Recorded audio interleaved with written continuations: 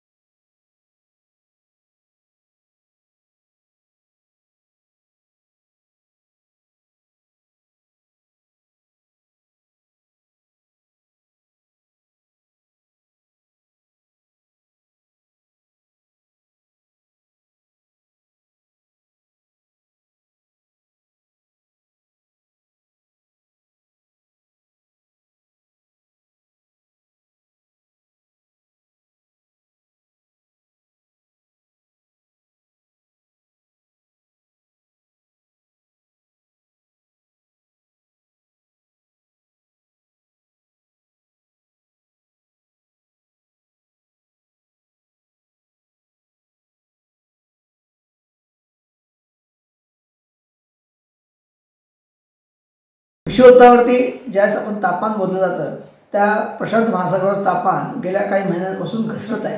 म्हणजे त्या ठिकाणची परिस्थिती जी आहे ही ला निना परिस्थितीकडे जाती आहे आणि तो ला निना इम्पॅक्ट जो आहे हा आमच्या तापमानावरती आणि संपूर्ण क्लायमेटवरती दिसतोय आणि त्याची घसरण जी आहे हे आपल्याकडे पावसासाठी आमंत्रण देते आहे।